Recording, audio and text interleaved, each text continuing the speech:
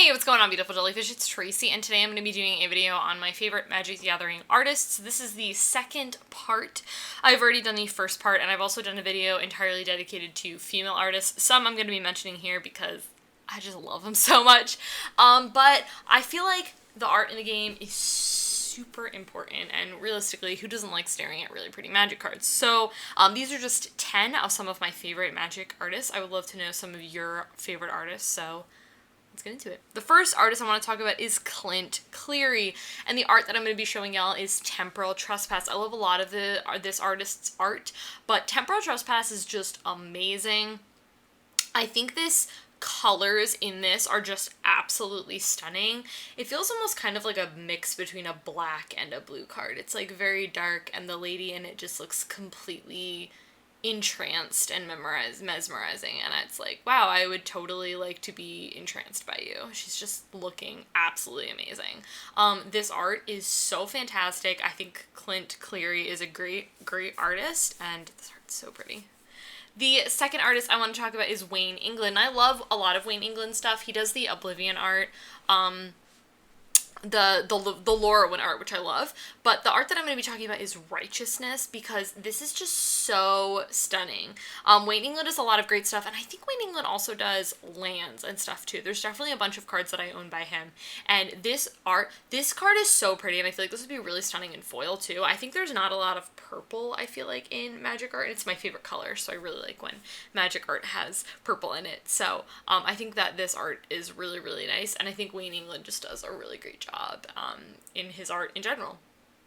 The third artist is John Avon, and John Avon I know is a favorite for a lot of people, and I think John Avon does some really amazing lands, but I'm not gonna be talking about lands in this video because I may do those in a separate video. But the art that I want to talk about is Explore.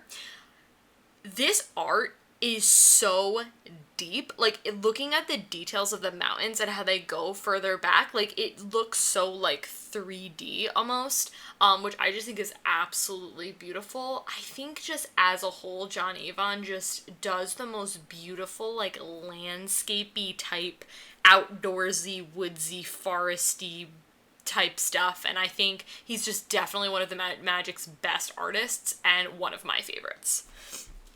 Another one of my favorites is Carla Ortiz, who I did mention in my woman artist video. I love Carla Ortiz's pretty much almost all of her stuff, and her Teysa Envoy of Ghosts is one of my favorite Magic arts of, like, literally all time. This art is amazing. The details in the background, I love, like, the window that she's got, like, going on behind her, and she just looks like an absolute boss. Like, do not mess with me. Like, I strive to be this cool in life.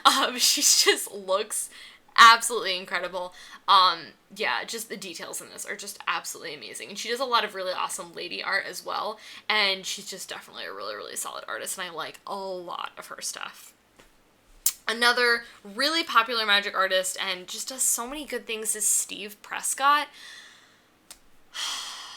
Guys, I was playing, the card I'm mentioning is Zealous Conscripts, but another one of my favorites is the Kiora's Follower art, which I played with last night, actually, and someone was like, what is, I've never seen that full art before. It's so pretty. I'll show the picture of the, of both of them, but Kiora's Follower is just, the colors in that are so pretty, and Zealous Conscript is amazing. I love how you have the woman as, like, the focal point, and then there's, like, all these, like, people behind her, but they're, like, you can see them, but they're not, like, the focal point of it, and she just looks like an absolute boss, and just Steve Prescott as a whole just blows me away. I love his stuff so much. He does a lot of really good stuff that I like. And I'm only mentioning one card by them, which is so hard because, like, realistically, like, there's so many other good things. Okay, now we have Michael Coremark.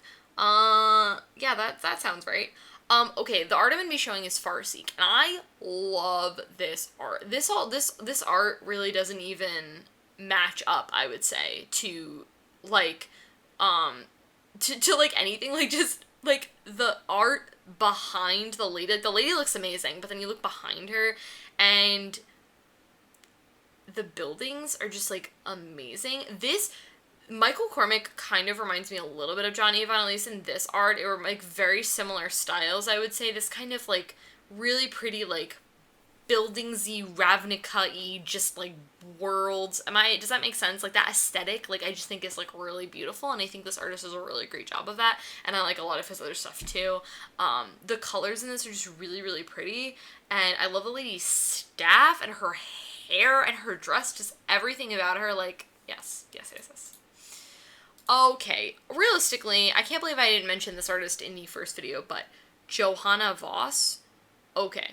Gift of Orzhova is one of the beautiful magic cards, literally in my probably top 10 favorite arts, which is really hard because I have a lot of favorite art. But what I will say is, I really love an art when it's the background of my computer. We have MacBooks that they give us at work, and the Gift of Orzhova has been my background for months and I just have not changed it. And when I was thinking, I got a new phone yesterday, and I was thinking, wow, what should I put on my background? And it's probably gonna be Gift of Orzhova. Like, I love this art that much, and I honestly wish that this card was, like, more widely played. Like, I wish I had a reason to run this card just because I want to stare at it all day. I love a lot it says about, I love Johanna Voss, and a lot of the other stuff, just, like, everything that this artist does, I pretty much like almost every single card. It's just, like, and that's a lot. And a lot of these artists have, like, 90 cards, or, like, some, like, more than 10. Yes. Love Johanna Voss so much. Okay. The next artist is Andreas Rocha.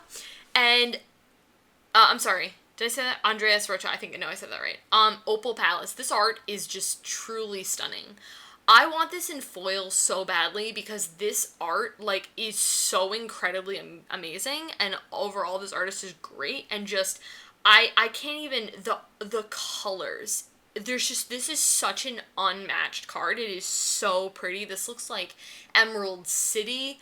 I just want to go there. I want to go to this palace and check it out. Like, it is so incredible.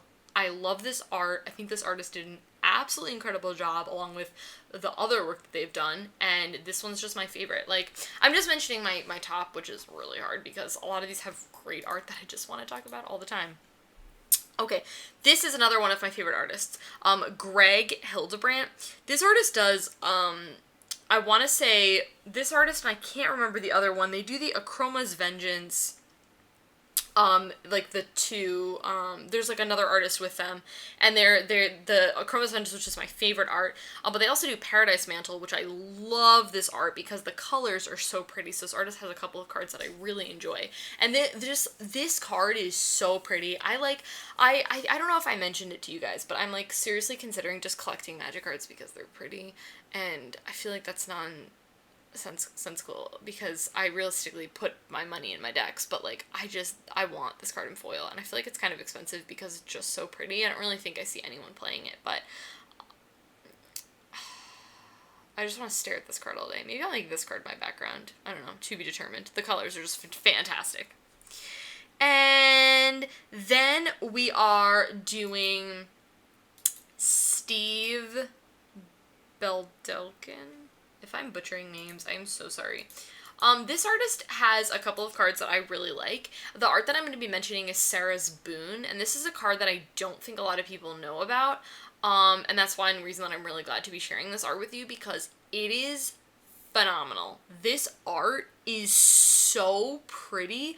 It, like, reminds me of Christmas, and I don't really know why. It's just, like, the blue in the background is just so pretty, and the contrast with the white. I am literally all here for this art. I'm all here for this artist. I think, like, a lot of their stuff is really, really nice. They also do Exotic Orchard too, which is one of my favorites, and I think that art is really, really pretty. But just great artist.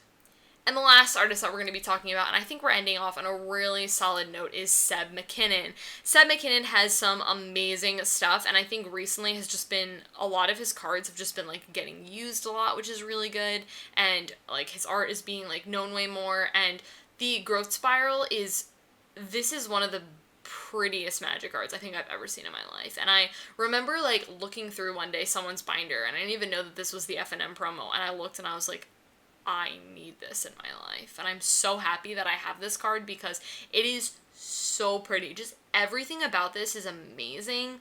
Like, I love the art of this card so much. And Seb MacKinnon just does such a great job in, like, all of his other stuff. Like, such a solid artist. It's one of those things that I feel like I'm at that point where now I'm so excited to see, like, with new sets, like, oh, sweet, what cool art did, like, Seb MacKinnon come out with? You know, is he in this set? Like, I think it's so fun to, like, have favorite artists because then you can kind of, like, look for them in the new set, and then you can see what new stuff they come out with, and it's just, like, a lot of fun, and, you know, because I feel like sometimes we get so lost in, like, what the cards do that, especially when they're new, that sometimes we forget, like, oh, the art is really sweet, too, and, like, what cool stuff are these artists coming out with, so... Guys, that is it, talking about Favorite Magic Artists Part 2. I hope you like this video. Please let me know which of these were your favorite, and what's your favorite artist, and, like, what's your favorite card by that artist, because I think it's really important to celebrate Magic artists because they do a ton for the game, and the game would just not be nearly as pretty without them. So I will see you guys in my next video. Bye.